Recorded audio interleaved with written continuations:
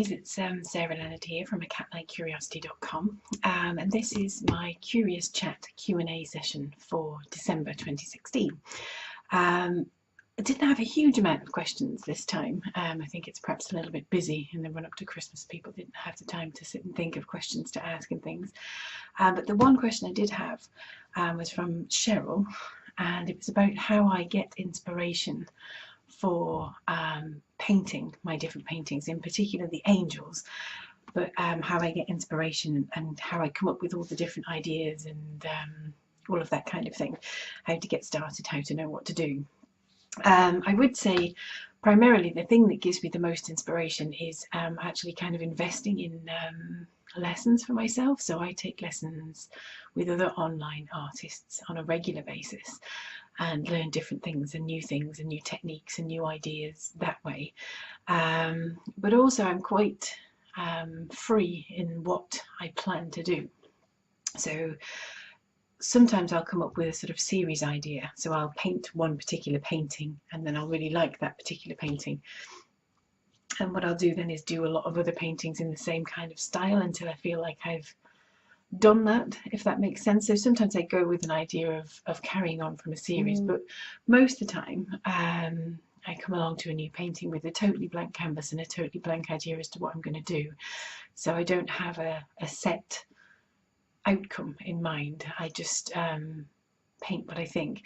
I most often do paint girls or angels. That seems to be the thing that most interests me. But I really just sort of go with the flow. So I suppose the first part of the answer is getting inspiration from other artists and other online courses. Another thing that I quite often do is I take inspiration from things that I read and things that I watch on the TV. So I've kind of rounded up a few of my favourite books that I go to for sort of inspiration, and I thought I'd share some of those with you in the video. So just let me adjust my camera a little bit so that you can see what I'm looking at. There we go. So this book, I'm actually only halfway through, but I'm really loving this book. It's all about creativity and how to balance the sort of fear of being creative with the kind of magic of creativity as well. This book I read a long time ago, back when I used to have a full-time job and was just trying to sort of fit in my business work around that full-time job, and it was really helpful. And every now and then I do take it down from the shelf and just have another little look through it, another little read, and just remind myself of, even though I'm not working a full-time job now, of ways of fitting more into the day, and ways of fitting things into shorter periods of time, ways of just keeping connected with your creative goals no matter what might be going on in your life. So that one's The Artist in the Office, which I really like. This one is called Daring Adventures in Paint, and it's by Matey Rose McDonough. And again, this is one of those books that I just like to have a little flick through. I don't always read, I have read all of the words, but I don't necessarily always read all the words when I look at it. I often just have a little flick through at some of the pictures. It just gives me little ideas maybe for starting points. I don't think I've ever actually gone through these tutorials in here and done everything step by step from start to finish. I just never have, but I often just have a little look at it, and I might take some of the doodling ideas from here and use that in a girl or whatever. But yeah, it's one of the books that I really like to have a look at and have a read of, and just have a flick through every now and then if I'm feeling like I just want to sort of inspire myself and get myself going again with some new ideas. I also have this book by Kelly Ray Roberts called Taking Flight. And again, I mean, she almost exclusively paints girls and angels.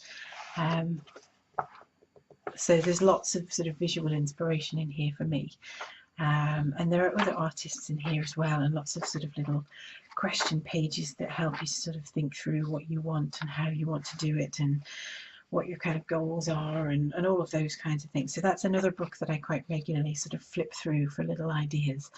And I don't necessarily, like I said before, I don't necessarily follow the tutorial step by step and do everything, but I do take little ideas from from the tutorials and sort of make them my own.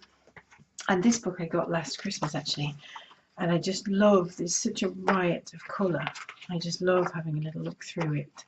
I'm ashamed to say that I haven't really tried many of the tutorials in here. There's lots of really in-depth tutorials about different shapes of eyes and noses and lips and things, and I just haven't really done them.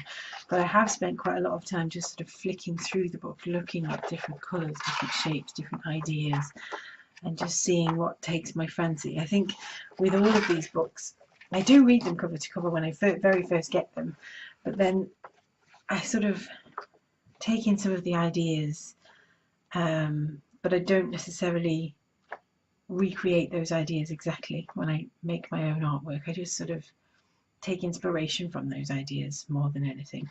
So for example, that, where's that page? Am I going to be able to find it again? Probably not. That colour scheme that I just flicked past, that might become a colour scheme that I might use in my own piece of art, but I wouldn't make something that looks identical to that necessarily. So I just sort of take ideas from wherever. But the main thing that I do is the online classes. So if you are looking for any online classes to just kind of help you get a bit more creative, invite a bit more creativity into your life, then do have a look. I have quite a few of them listed on my website at catlikecuriosity.com. If you go to the shop page, you'll see a little picture link with a cat on that takes you to my e-courses page. So do have a look there and see if there's anything that takes your fancy. So thanks, Cheryl, for that great question. I hope everyone has a lovely holiday season, and I'll be back with another Curious Chat opportunity in January. If you'd like to get involved in asking me some questions, they can be about art, they can be about my business, how I run my business, they can be about any questions really, then please feel free to join my free Facebook community so that you can be involved in asking those questions, and I'll pop a link to that underneath this video on YouTube. Okay, thanks so much.